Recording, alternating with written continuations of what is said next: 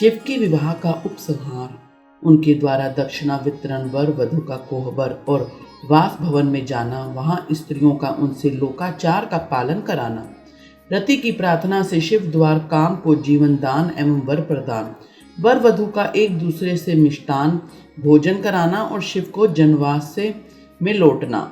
ब्रह्मा जी कहते हैं, नारद तदंतर मेरी आज्ञा पाकर महेश्वर ब्राह्मणों द्वारा अग्नि की स्थापना करवाई और पार्वती को अपने आगे बिठाकर वहां ऋग्वेद, यजुर्वेद तथा सामवेद के मंत्रों द्वारा अग्नि में आहुतियां दी। तात उस समय काली के भाई मैनाक ने लावा की अंजलि दी और काली तथा शिव दोनों ने आहुति देकर लोकाचार का आश्रय ले प्रसन्नता पूर्वक अग्निदेव की परिक्रमा की। नारद तदंतर शिव की आज्ञा से मुनियों सहित मैंने शिव विवाह का शेष कार्य प्रसन्नता पूर्वक पूरा किया। फिर उन दोनों दंपत्ति के मस्तक का अभिषेक हुआ।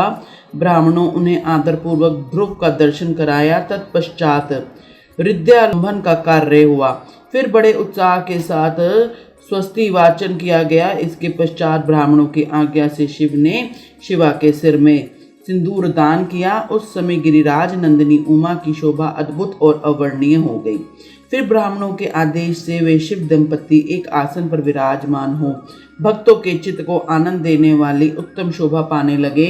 मुने तदंतर अद्भुत लीला करने वाले उन नव दंपत्ति ने मेरी आज्ञा पाकर अपने स्थान पर स्वस्त्र प्राशन किया। इस प्रकार विधि पूर्वक और उस विवाहिक यज्ञ के पूर्ण हो जाने पर भगवान शिव ने मुझे लोक सृष्टा ब्राह्मण का पूर्ण दान किया।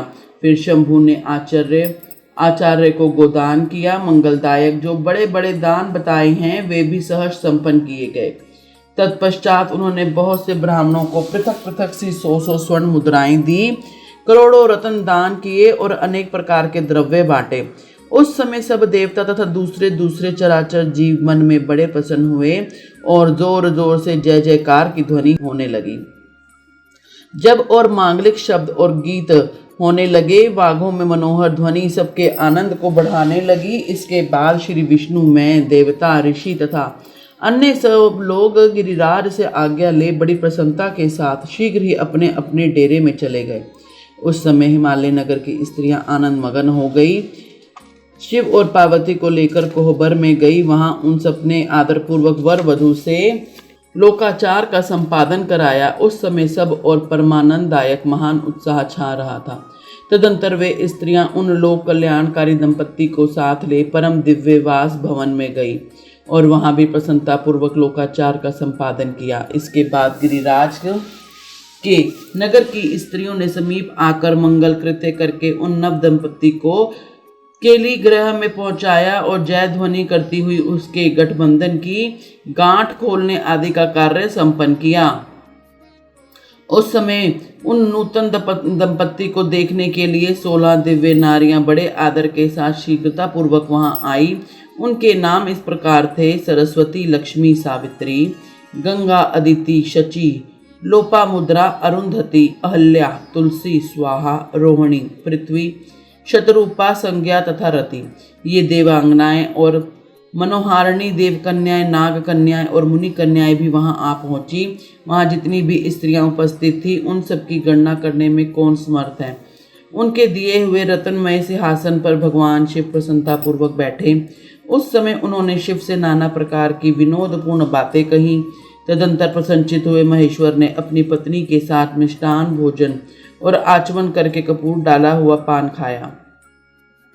इसी अवसर पर अनुकूल समय जान प्रसन्न हुई रति ने दीन वत्सल भगवान शंकर से कहा, भगवान, पार्वती का पाणी ग्रहण करके आपने अत्यंत दुर्लभ सौभाग्य प्राप्त किया है। बताइए, मेरे प्राणनाथ को जो सर्वथा सर्वार्थ रहित थे आपने क्यों भस्म कर डाला। अब वहां मेरे पति को जीवित कीजिए और अपने अंतकरण में काम संबंधी व्यापार को जगाइए। आपको और मुझको जो सम्मान रूपी से वियोग जनित संताप प्राप्त हुआ है उसे दूर कीजिए। महेश्वर, आपके इस विवाह उत्सव में सब लोग सुखी हुए हैं, केवल मैं ही एक अपने पति के बिना दुख में डूबी हुई हूँ। देव शंकर, प्रसन्न होइए और मुझे स्नात कीजिए। दीन बंधु परम प्रभु, अपनी कही हुई इस बात को सत्य कीजिए। चराचर प्राणियों सहित तीनों लोकों में अपने सिवा दूसरा कौन है जो मेरे दुख का नाश करने में समर्थ हो। ऐसा जानकर आप मुझ पर दया कीजिए। दीनों पर दया करने वाले नाथ, सबको आनंद प्रदान करने वाले, अपने इस विवाह उत्सव में मुझे भी उत्सव संपन्न बनाइए। मेरे प्राणनाथ के जीवित होने पर ही अपनी प्रिया पार्वती साथ आपका सुंदर विहार परिपूर्ण होगा, इसमें संशय नहीं है। सर्वेश्वर, आप सब कुछ करने में समर्थ है, क्योंकि आप ही परमेश्वर हैं। यहाँ अधिक कहने से क्या लाभ सर्वेश्वर, आप शीघ्र मेरे पति को जीवित कीजिए। ऐसा कहकर रति ने गांठ में बांधा हुआ कामदेव के शरीर का भस्म शंभू को दे दिया और उनके सामने हाँ नाथ कहकर रोने लगी।